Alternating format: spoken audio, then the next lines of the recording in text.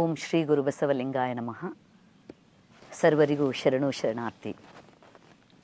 ಇವತ್ತಿನ ದಿವಸ ಬಸವಗಿರಿಯಲ್ಲಿ ಶರಣರಾದ ಡಾಕ್ಟರ್ ಅಬ್ದುಲ್ ಖದೀರ್ ಇಲ್ಲಿ ಆಗಮಿಸಿ ಈ ಬೀದರ್ ನಗರದಲ್ಲಿ ಈ ಭಿಕ್ಷಾವೃತ್ತಿಯನ್ನು ಯಾವ ರೀತಿಯಾಗಿ ನಾವು ನಿವಾರಣೆ ಮಾಡಬೇಕು ಮತ್ತು ಮದುವೆಗಳಲ್ಲಿ ದುಂದು ವೆಚ್ಚವನ್ನು ಯಾವ ರೀತಿಯಾಗಿ ನಿಲ್ಲಿಸಬೇಕು ಅಂತಕ್ಕಂಥ ಒಂದು ಚಿಂತನಾ ಸಭೆಯನ್ನು ಇಲ್ಲಿ ನಾವೆಲ್ಲರೂ ಕೂಡಿ ಇಲ್ಲಿ ಚಿಂತನೆ ಮಾಡಿದ್ವಿ.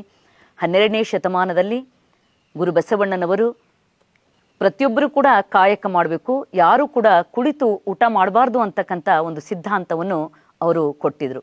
ಯಾರಿಗೆ ನೆಸಸರಿ ಅದನೋ, ಅವಶ್ಯಕತೆ ಅದನೋ ಅಂಥವರಿಗೆ ನಾವು ಆ ದಾಸೋಹದ ಮೂಲಕ ಅವರಿಗೆ ನಾವು ಅಲ್ಲಿ ದಾಸೋಹವನ್ನು ಮಾಡಬೇಕು ಅಂತಕ್ಕಂಥ ಸಿದ್ಧಾಂತವನ್ನು ಕೊಟ್ಟಿದ್ರು. ಆದರೆ ಇವತ್ತಿನ ದಿವಸ ಆ ಒಂದು ಸಿದ್ಧಾಂತಗಳು ಈ ನಮ್ಮ ಸಮಾಜದಲ್ಲಿ ಮಸಳಿಸಿ ಹೋಗ್ತಾ ಇದ್ದಾವೆ. ಅದಕ್ಕೆ ಮತ್ತೆ ಪುನಃ ನಾವು ಪ್ರತಿಯೊಬ್ಬರು ಕೂಡ ಕಾಯಕ ಮಾಡಬೇಕು, ದುಡದೇ ಉಣಬೇಕು, ಯಾರು ಕೂಡ ಭಿಕ್ಷೆಯನ್ನು ಬೇಡಬಾರ್ದು. ಯಾರಿಗೆ ಅವಶ್ಯಕತೆ ಅದನ್ನೋ ಅಂಥವರನ್ನು ಗುರುತಿಸಿ ನಾವು ಅವರಿಗೆ ಆ ಒಂದು ಅವಶ್ಯಕತೆಯನ್ನು ಪೂರೈಸಬೇಕು ಅಂತಕ್ಕಂಥ ಒಂದು ಚಿಂತನವನ್ನು ಇಲ್ಲಿ ಏರ್ಪಾಡು ಮಾಡಿದ್ರು. ಅದಕ್ಕೆ ನಾವೆಲ್ಲರೂ ಕೂಡಿ ನಾವು ಅವರಿಗೆ ಏನು ನಾವು ವಿನಂತಿ ಮಾಡಿದೆವು ಅಂತಂದರೆ, ಡಾಕ್ಟರ್ ಅಬ್ದುಲ್ ಖದೀರ್ ಅವರ ಒಂದು ಚಿಂತನೆ ಮತ್ತು ನಾವೆಲ್ಲರೂ ಕೂಡ ಎಲ್ಲ ಬೀದರ್ ನಗರದ ಎಲ್ಲ ಶರಣ ಸಮುದಾಯದವರು ಕೂಡಿ ನಾವು ಚಿಂತನೆಯನ್ನು ಮಾಡಿ ಬೀದರ್ ನಗರದಲ್ಲಿ ವೃತ್ತಿಯನ್ನಾಗಿಸಿಕೊಂಡಿರ್ತಕ್ಕಂಥ ಭಿಕ್ಷೆಯ ವೃತ್ತಿಯನ್ನಾಗಿಸಿಕೊಂಡಿರ್ತಕ್ಕಂಥವ್ರಿಗೆ ನಾವು ಗುರುತಿಸಿ ಅದನ್ನು ನಿವಾರಣೆ ಮಾಡಬೇಕು. ಅವರಿಗೆ ಕಾಯಕ ಯಾವುದರಲ್ಲಿ ಅವರಿಗೆ ಆಸಕ್ತಿ ಇದೆನೋ ಅಂಥ ಕಾಯಕವನ್ನು ಅವರಿಗೆ ಒದಗಿಸಿಕೊಡ್ಬೇಕು. ನಂತರ ಮತ್ತು ಯಾರಿಗೆ ಅವಶ್ಯಕತೆ ಅದನೋ ಅಂಥವರಿಗೆ ನಾವು ದಾಸೋಹವನ್ನು ಮಾಡಿ ಅವರ ಜೀವನವನ್ನು ಉನ್ನತ ಮಟ್ಟಕ್ಕೆ ಏರಿಸಬೇಕು ಅಂತಕ್ಕಂಥ ಇಲ್ಲಿ ಸಭೆಯಲ್ಲಿ ಚಿಂತನ ಮಾಡಿದ್ವಿ. ಮತ್ತು ಎರಡನೇದಾಗಿ ಮದುವೆ ಸಮಾರಂಭದಲ್ಲಿ ದುಂದು ವೆಚ್ಚವನ್ನು ನಾವು ಮಾಡಬಾರ್ದು.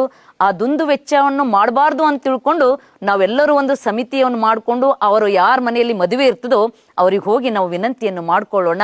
ಈ ರೀತಿ ಮಾಡಿದಾಗ ಸಮಾಜದಲ್ಲಿ ಒಂದು ಸುಂದರವಾಗಿರ್ತಕ್ಕಂಥ ವಾತಾವರಣ ನಿರ್ಮಾಣ ಆಗ್ತದೆ. ಅಂತಹ ವಾತಾವರಣವನ್ನು ಇಡೀ ಜಗತ್ತಿಗೆ ಕಲ್ಯಾಣ ನಾಡಿನಿಂದ ವಿಶ್ವಗುರು ಬಸವಣ್ಣನವರು ಈ ಬಸವ ಕಲ್ಯಾಣದಿಂದ ಆ ಸಂದೇಶವನ್ನು ಕೊಟ್ಟಿದ್ದಾರೆ.